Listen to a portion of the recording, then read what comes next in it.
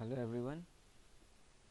I hope you have looked into the Keras documentation and understand a bit.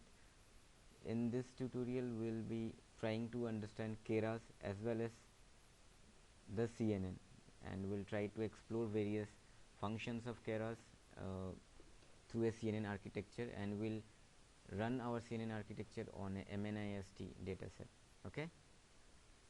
So first of all, let's launch our spider. So you see I'm using anaconda environment. If I do, I am running one spider instance already here, so I need to type spider and new instance. Okay, new instance, so it will launch a spider for me.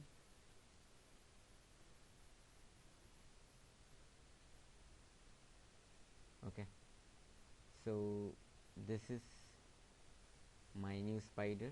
Now suppose I try to import Keras here, import Keras. Okay, so it shows no module named Keras. Okay, I did this intentionally to show you that when I called for spider instance in the previous command, I called it in environment of anaconda 2, whereas my spider is my Keras is installed in my Keras virtual env. Okay, so I need to close this spider instance. First I need to activate the environment where I have installed Keras. So I'll activate my virtual environment Keras env. Now I'll call spider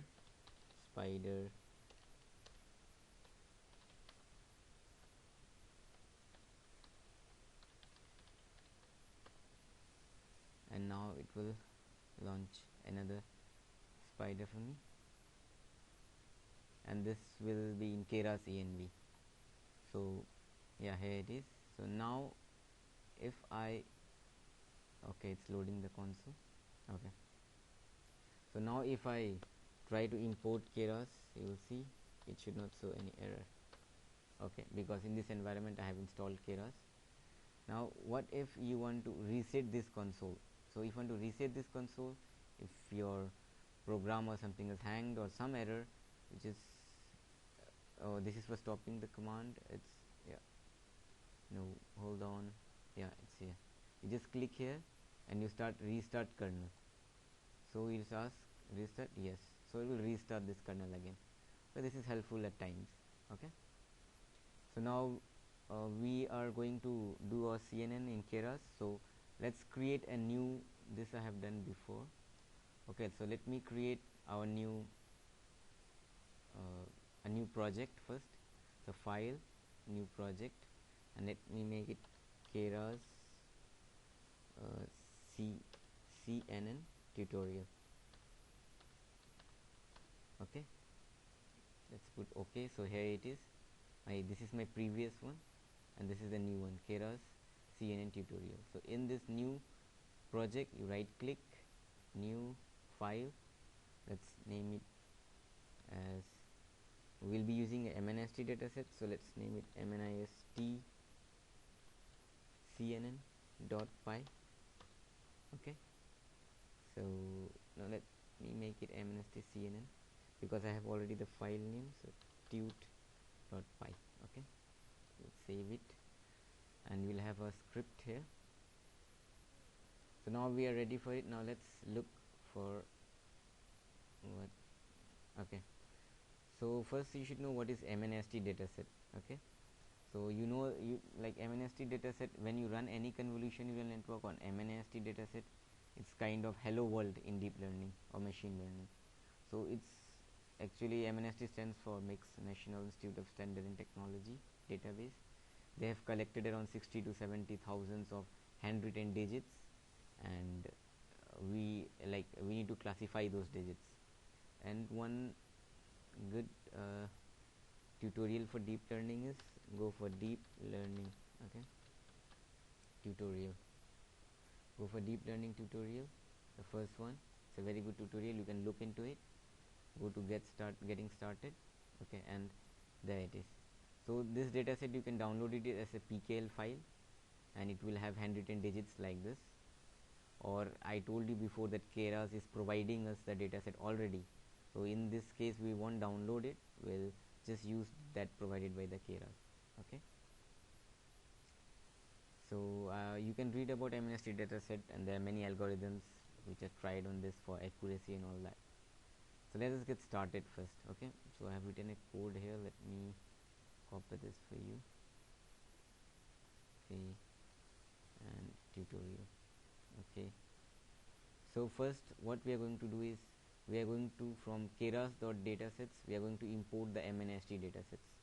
Then we are going to import the type of model which we are going to use. In our case we are going to use sequential model. Then we will be importing the layers from the layers.core, dense, dropout, activation. Then from layers.convolution we are going to import convolution 2D, max pooling 2D, which we'll be going to use, and this will import nputils, we'll see why. And we need to import matplotlib and pyplot for plotting our figures and graphs, etc. Okay, so actually you can we can keep this all the importation in separate segment. I told you how to create a different cell. Just click on pound percentage. So this will become a different separate cell. Okay, now once we have done this, let's define our parameters. Okay, so these are our parameters that we need to define. So yeah, so let's make this a separate cell, so it will be clear to read and understand. Okay, so in this we are defining batch size. So we will be training the data in form of batches. So here I am using 128 as a batch size, and NB classes is the number of output classes. So since it's a MNIST datasets, we will be having 10 output classes for the digits 0 to 9, and number of trainings we want to do on all the datasets. Here I have mentioned 12, and the size of image rows 28, columns 28, number of convolution filters that we are going to use in each layer 32, and size of pooling area 2 by 2, and size kernel size of the convolution kernel that we'll be using in convolution layer 3 cross 3. Okay, so now let's import our datasets and let's work with them. So let's get it here, let's make it a separate cell here. Okay, so we are loading MNIST.load data. So what this command is going to do, it will load the data in form of X training, Y training, X test, Y test. Okay, so X training and X test will be actually your features, image features, which are nothing but pixels, and Y train, Y test will be labels from 0 to 9. So once let's run this. Okay, let's import this. Just click anywhere in the cell and click this to run, just to run this cell alone. Okay, so we'll import all those libraries and setting using Cyano backend. Let's define our parameters. It's defined. Now let's load this X train, Y train, X test. Run this selection line. Okay, so this will load it, and most probably it will be downloading it, or it is already downloaded. In your case it will show it's downloading. Now if you want to see the shape of your X train, just type X train dot shape. Okay, so run. Okay, it's taking time. We'll let it be. And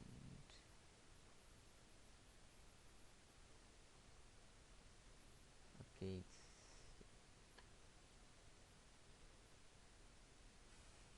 so we see here the X train dot shape. There are 60,000 examples, and each example is of size 28 cross 28. If you see Y train dot shape,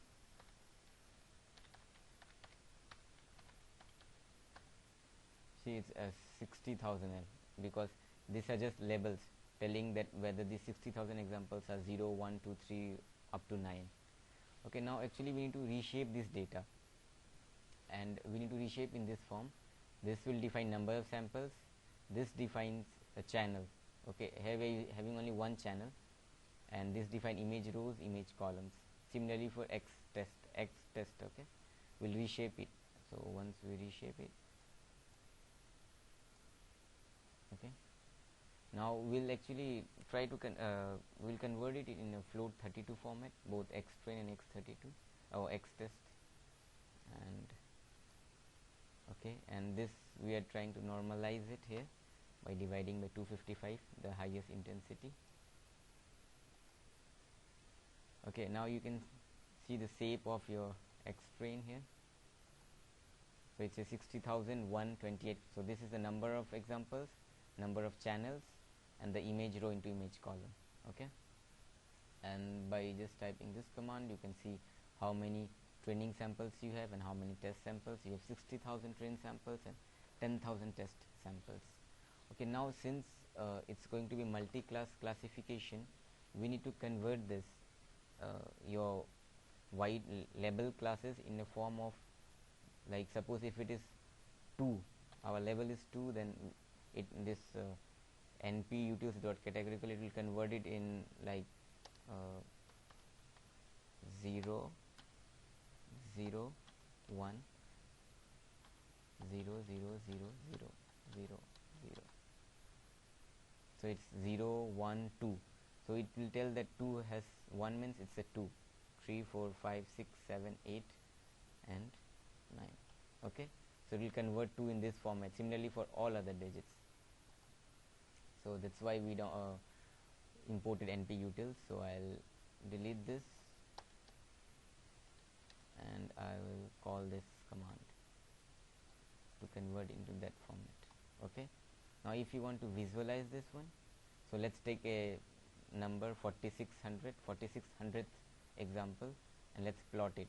Okay, so let's plot that. So it's a number 5, you can see that. And suppose if you print the label of that, and you see, yes, that's 5. 0 1 2 3 4 5th, the fifth one is 1 means it's a 5. So the output now becomes before you saw that when we plotted here y train dot shape, it was 60,000 L. Now it will be 60,000 cross 10. If I type this y train dot shape, it's 60,000 into 10. For each example we have now 10 values. Okay, and you can see here in variable explorer all the variables which you have called: xtest, xtrain, ytest, ytrain, batch size, number of classes. Okay, so you see this. Yeah, for 0 it's this much, 0 0 0 10. Okay, you just see, you can see all others variables. Okay, now once we have defined our datas and all that, now we need to define our model. Okay, so here I have mentioned model here. Leave you here.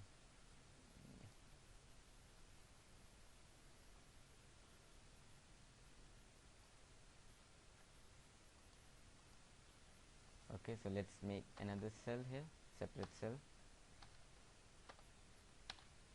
So now we are going to define a model. Our model will be sequential, and once we have defined the model, we are going to add the different layers. So first layer we add is model.8 convolution 2D.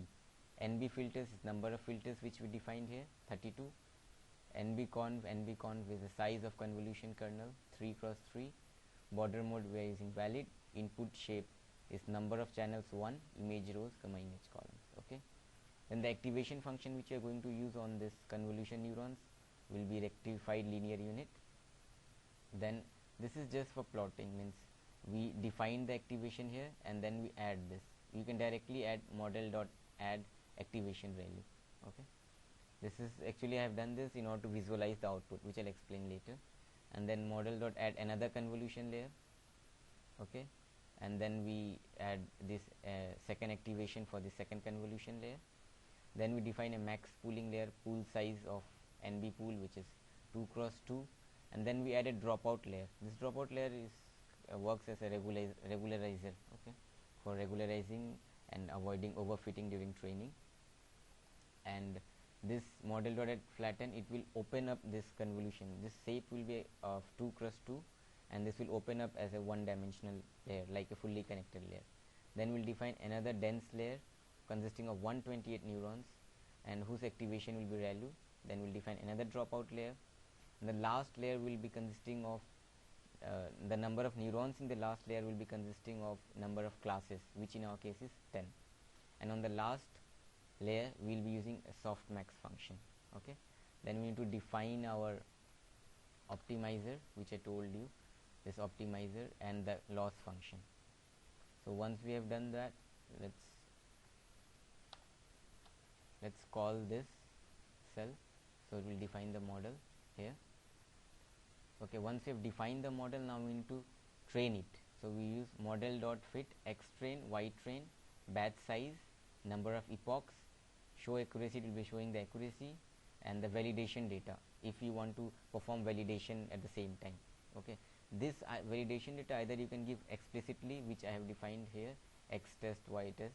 Okay, or it can take from the training data itself. So I give x train, y train, and instead of giving the data set explicitly, I just give the command validation split 0.2, means it will take 20% of training data and take it as a your validation data.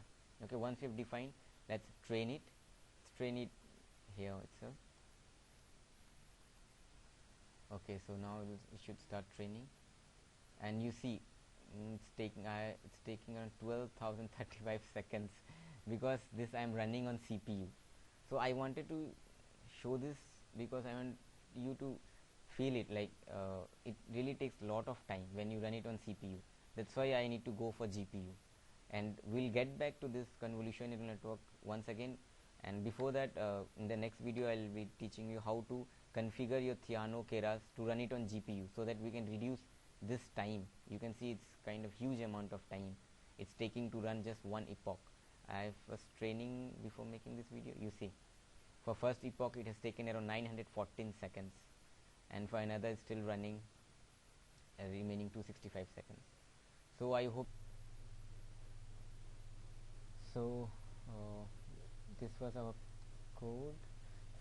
Actually I interrupted this because I was running another one behind here, and you see it's running, and for each epoch it's taking, for first epoch it took 914 seconds, 989 seconds, 1000 seconds.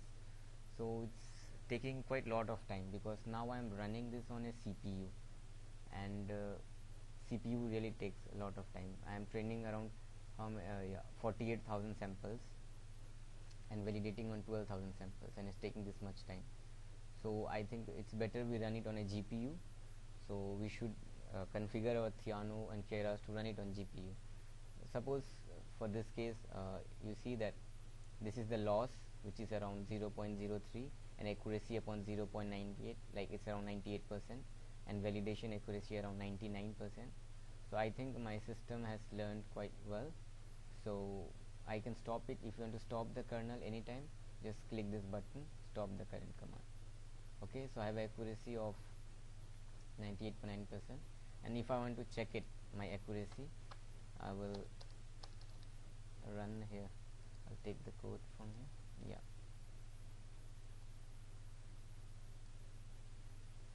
Okay, and paste it here. Let's make it a separate cell. Okay, so if you want to evaluate your model which you have trained here, you can use this command, model.evaluate, on your test x test and y test. Okay, and we'll run this and we'll see how it turns out, our test result. And as I told you, like you see, it's really lot of time taking. We need to run this on GPU. We don't have any option, I guess, because this is for 28 cross 28 image. What if I have a larger image, a larger data? So we'll configure it in the GPU in the next videos, and then we'll come back again actually to this. Okay, so it has evaluated. Let's see what the test score is. Test score will be a loss. Okay, loss is 0.03, and the accuracy, okay, accuracy is 99.02%. That's quite good. Suppose if you want to predict the classes, so you can use this command, model.predict class x test. I am using first 4 examples. Okay, let me run this, let's see what it predicts. So it predicts 2104, and let me cross validate it with the original y test level and see if it is predicted right. Okay, so I get here that is 2 1, because this is, you know, you see the predicted was 2104, and the actual value is 2 1 0 and 4. It's in that the format of binary format, multi-class label format. So this will be 0 1 2 0 1 0 0 1 2 3 4. So it's coming correct, but that is accuracy is good, but we are worried about the time here. So in the next video we'll see how to configure our Theano and Keras in GPU, and we'll get back to this code, we'll understand it more nicely, and we'll get into the depth of how to visualize the intermediate layer, the convolution layer, and the outputs. Okay, so for now on, you just get this idea of how it works and get ready for working with GPU. Okay, good luck.